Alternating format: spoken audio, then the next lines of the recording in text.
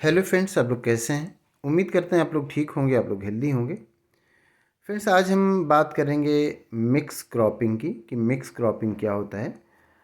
आप लोग क्रॉपिंग आमतौर से जानते हैं कि कोई भी प्लांट है, कोई भी फसल है, उसको जो उगाया जाता है तो उसको क्रॉपिंग कहा जाता है, क्रॉप कहा जाता है। जब एक ही तरह के प्लांट बहुत ज़्यादा अमाउंट में एक जगह लगाए जाते हैं तो उसको क्रॉप कहा जाता है। और मिक्स क्रॉपिंग ये होता है कि जिसमें एक ही खेत में या एक ही फॉर्म में आप कई तरह के जब प्लांट आप लगाते हैं, एक साथ ग्रो कराते हैं, तो वो मिक्स क्रॉपिंग कहलाता है।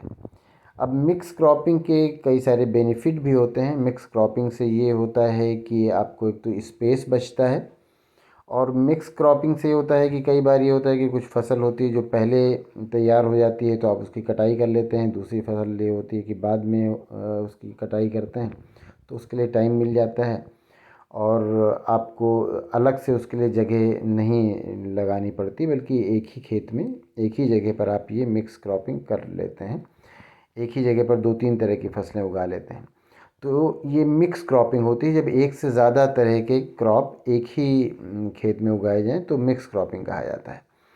और कई बार ये होता है कि आप जो क्रॉप होते हैं उसको इस तरह से उगाते हैं कि उसमें कोई पैटर्न नहीं बनाते कि अलग अलग पैटर्न में अलग अलग क्रॉप उगाई जाए, तब उसको मिक्स क्रॉपिंग कहा जाता है। अगर आप पैटर्न वाइज क्रॉप उगा रहे हैं कि एक रो आपने बना दी जिसमें एक फसल लगाई, दूसरी रो है जिसमें दूसरी फसल लगाई, तीसरी रो है उसमें कोई तीसरी फसल लगाई, या पहली वाली ही फसल तीसरी रो में लगाई, जब इस तरह रो वाइज पैटर्न वाइज आप कोई भी क्रॉपिंग करते हैं तब उसको इंटर क्रॉपिंग कहा जाता है। और जब पैटर्न वाइज नहीं करते हैं तो फिर उसको मिक्स क्रॉपिंग कहा जाता है। तो ये जो आप देख रहे हैं, इसमें आप देख रहे हैं कि ग्राम के प्लांट लगे हुए, मतलब चने के प्लांट लगे हुए हैं, और बीच बीच में जो आप प्लांट देख रहे हैं ये रेडिश है, ये मूली है। तो ये मिक्स क्रॉपिंग का ही एक एग्जाम्पल हुआ।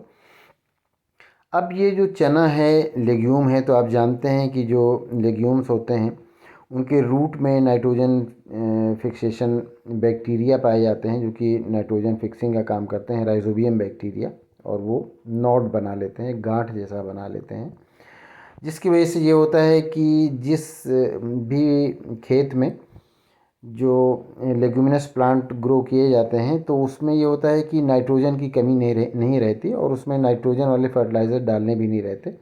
और अगर आप मिक्स क्रॉपिंग करते हैं, उसके साथ कोई दूसरी क्रॉप लगाते हैं, तो फिर उसको भी नाइट्रोजन मिला करता है, जो कि ये इसके रूट में जो राइजोबियम बैक्टीरिया होते हैं वो फिक्स करते हैं। फिक्स करते हैं का मतलब ये कि जो एटमॉस्फेरिक नाइट्रोजन होता है उसको वो सॉल्युबल फॉर्म में बदल देते हैं, और जब सॉल्युबल फॉर्म में बदल जाता है तो फिर उसको जो प्लांट है, उसका रूट है, उसको एब्जॉर्ब कर सकता है।